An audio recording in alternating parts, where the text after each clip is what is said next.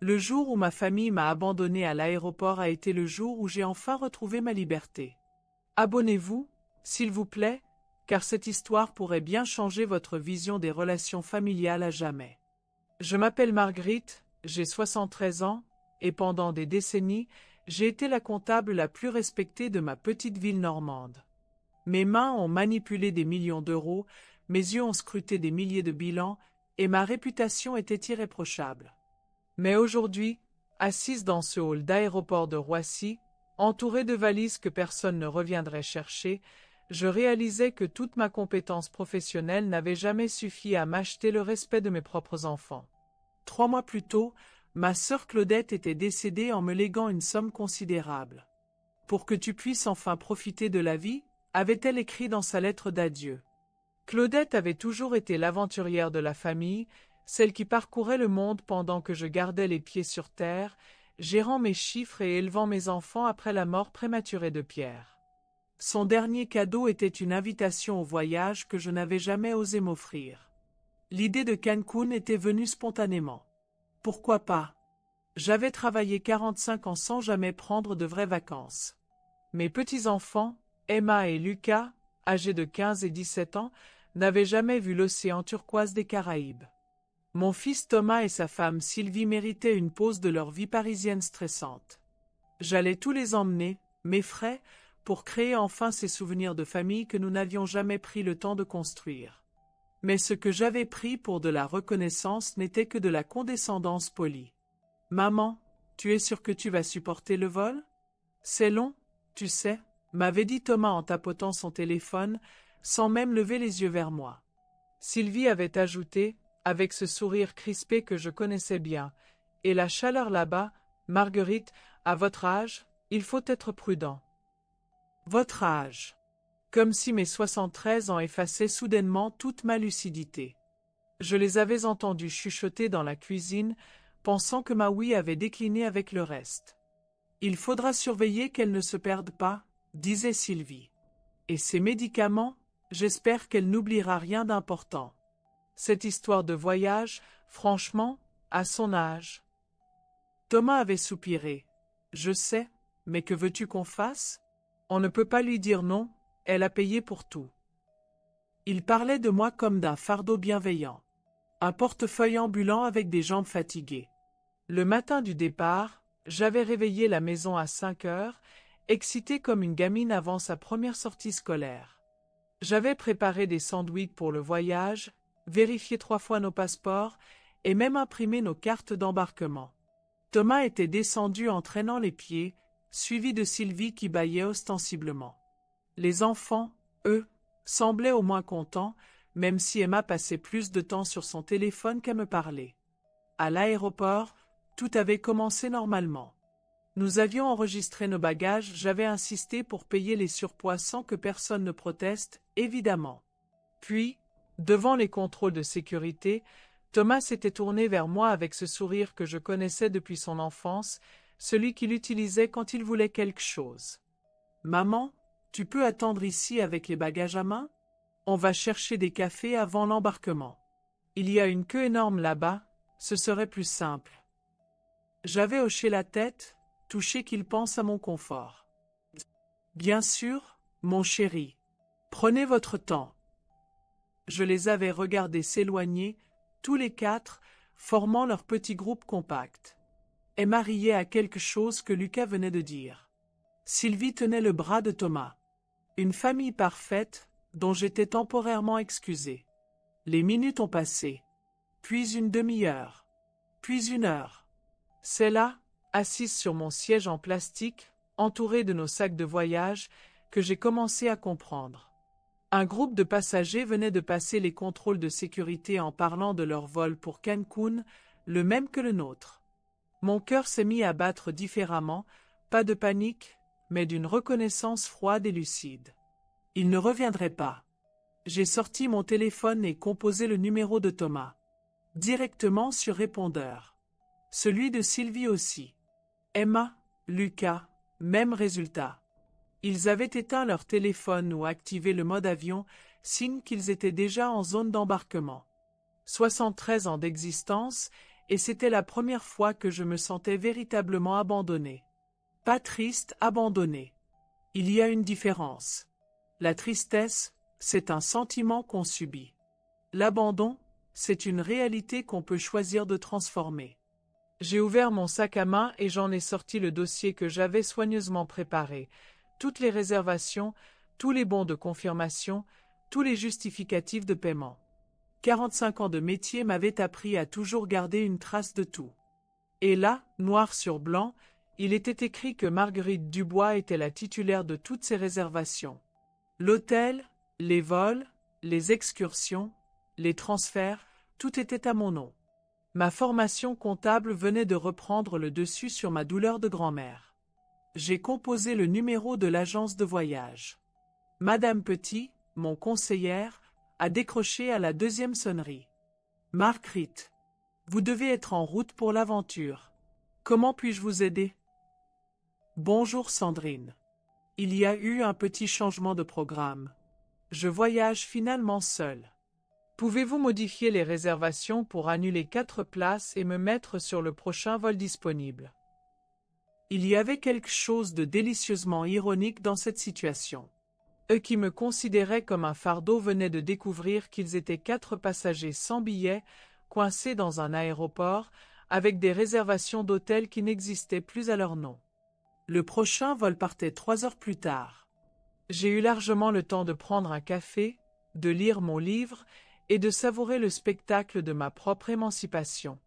Vers midi, mon téléphone a commencé à sonner. Thomas, affolé.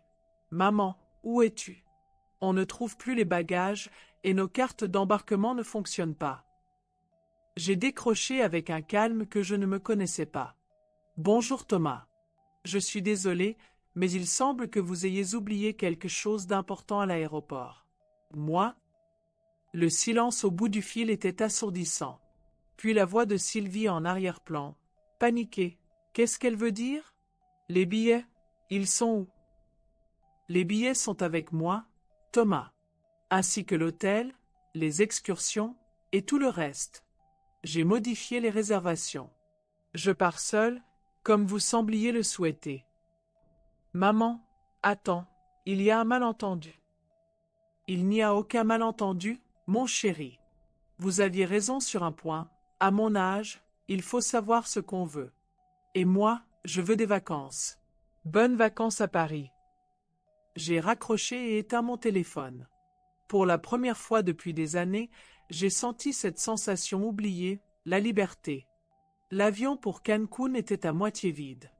J'ai eu droit au traitement VIP sans l'avoir demandé. Les hôtesses étaient aux petits soins avec cette dame âgée qui voyageait seule avec un sourire mystérieux.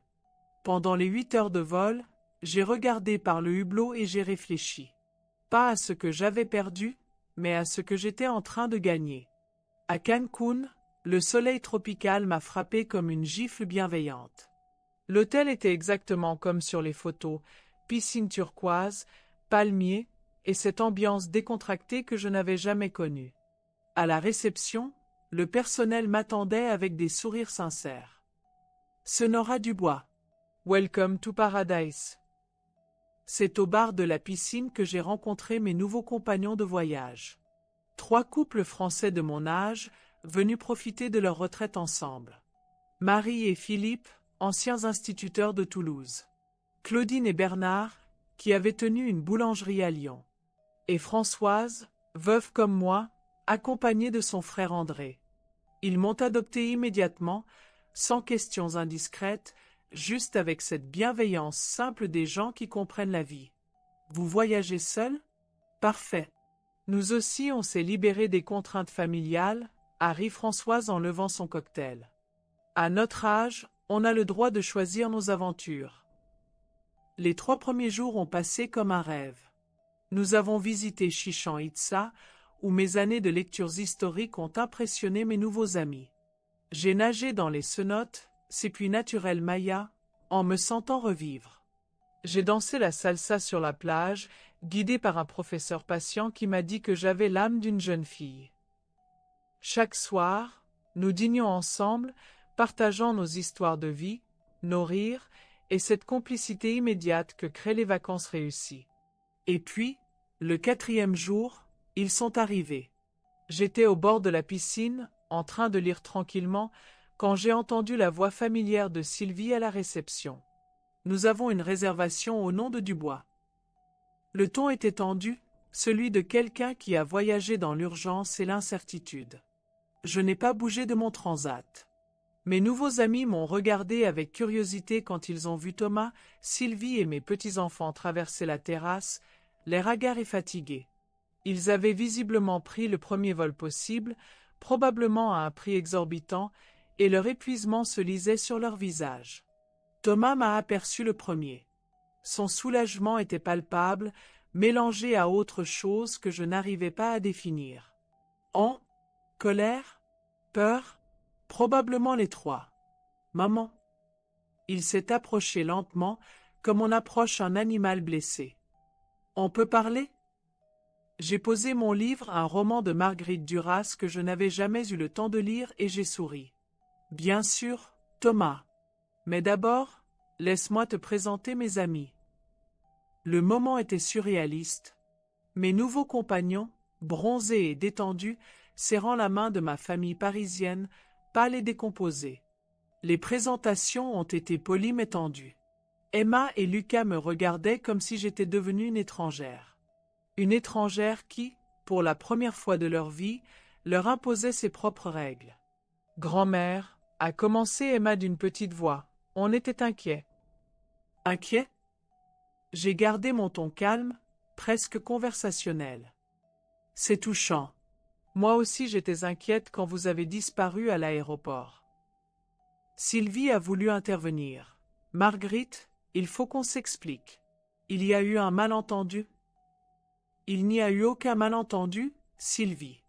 Vous avez cru que vous pourriez profiter des vacances sans supporter ma présence encombrante. C'était un calcul logique. Malheureusement pour vous, vous aviez oublié un petit détail comptable, c'est moi qui paie. » Le silence qui a suivi était assourdissant. Mes amis ont discrètement trouvé des prétextes pour s'éloigner, sentant la tension familiale. Thomas s'est assis sur le transat voisin, tête baissée. « Maman, je suis désolé. On a été stupide. »« Tu as été cruel, Thomas. Il y a une différence. » Ces mots sont sortis de ma bouche avec une fermeté que je ne me connaissais pas. 73 ans d'éducation bourgeoise, de politesse et de concession, et voilà que je disais enfin les choses comme elles étaient. J'ai payé ces vacances pour créer des souvenirs ensemble. Vous avez décidé que j'étais un obstacle à votre plaisir. Très bien. Mais maintenant, c'est moi qui décide des règles. J'ai expliqué calmement la situation. Ils pouvaient rester, j'avais libéré des chambres pour eux, mais nous ferions des activités séparées. Eux d'un côté, moi de l'autre. Ils découvriraient ce que c'était que d'organiser et de payer leurs propres excursions. Les jours suivants ont été étranges. La dynamique familiale s'était complètement inversée. Eux restaient groupés, perdus dans cet environnement tropical, pendant que moi j'évoluais avec aisance entre mes nouveaux amis et les activités de l'hôtel. Emma et Lucas m'observaient de loin, avec cette curiosité nouvelle qu'on a pour quelqu'un qu'on croyait connaître et qui nous surprend. Le déclic s'est produit le 7e jour, lors de l'excursion aux ruines de Tulum. Nous étions tous les 4 face à ces vestiges mayas spectaculaires, et Lucas m'a demandé innocemment « Grand-mère, tu sais pourquoi ils ont construit ça ici ?» C'était la première fois qu'ils m'adressaient la parole depuis leur arrivée. J'ai senti quelque chose se dénouer dans ma poitrine. J'ai commencé à lui expliquer l'histoire de cette cité fortifiée, seul port maya de la péninsule du Yucatan, son rôle dans le commerce précolombien, le symbolisme de ces temples face à l'océan. Plus je parlais, plus je voyais leur regard changer. Emma s'était approchée, Thomas et Sylvie aussi. Pour la première fois, ils me découvraient non pas comme leur grand-mère, mais comme une femme cultivée, intéressante, qui avait des connaissances et une curiosité d'esprit qu'ils n'avaient jamais remarquées. « Comment tu sais tout ça ?» m'a demandé Emma, sincèrement impressionnée. « Parce que j'ai toujours eu envie d'apprendre, ma chérie.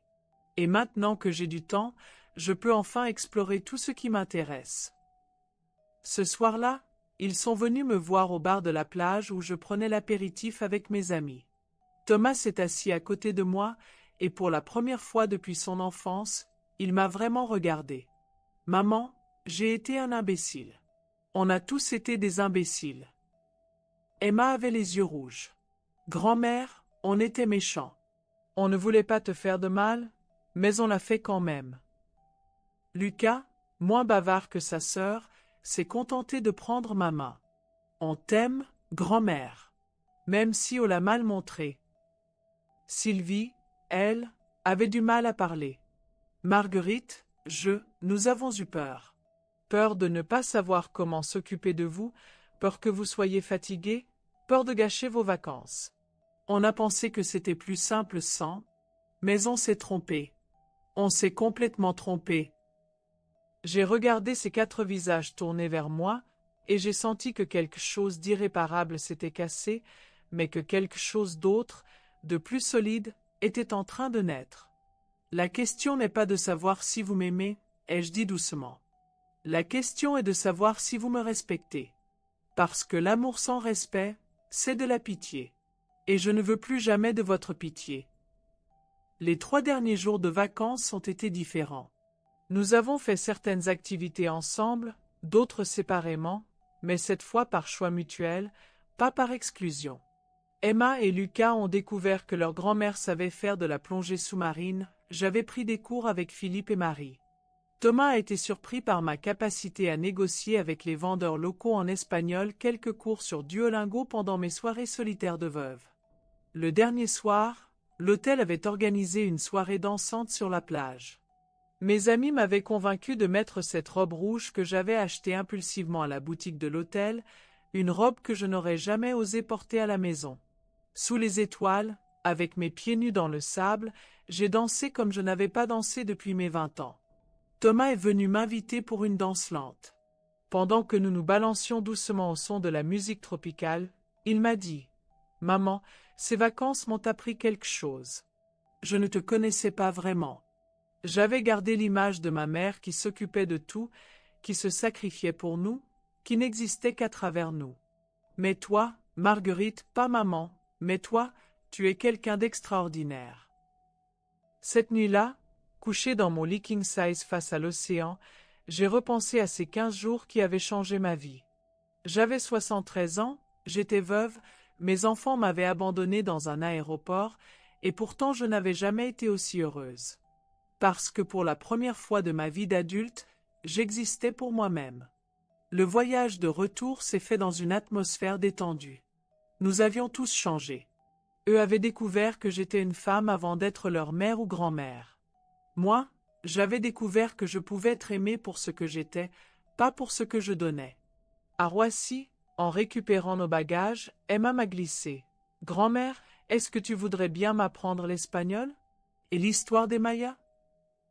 Lucas a ajouté, « Et la plongée aussi. » En rentrant chez moi, dans ma petite maison normande, j'ai trouvé une pile de courriers et de prospectus. Parmi eux, une brochure pour des croisières en Méditerranée. Je l'ai ouverte avec un sourire. Après tout, Claudette avait été généreuse dans son héritage. Mon téléphone a sonné. « Thomas, maman, on voulait te proposer quelque chose. Et si on organisait un week-end tous ensemble, ici, bientôt? Mais cette fois, on s'occupe de tout. Et on aimerait que tu nous racontes tes autres projets de voyage. » J'ai souri en regardant par ma fenêtre le jardin que Pierre et moi avions planté ensemble. Les roses étaient en fleurs, mais pour la première fois depuis sa mort, elles ne me rappelaient plus seulement le passé. Elles m'évoquaient toutes les beautés que je n'avais pas encore vues. Avec plaisir, Thomas. J'ai tellement de choses à vous raconter. Car à 73 ans, j'avais enfin compris que la vraie vie ne commence que quand on cesse d'exister uniquement pour les autres. Et moi, j'avais encore tant de voyages à faire, tant de danses à danser, tant de couchers de soleil à admirer. Cette fois, pour moi.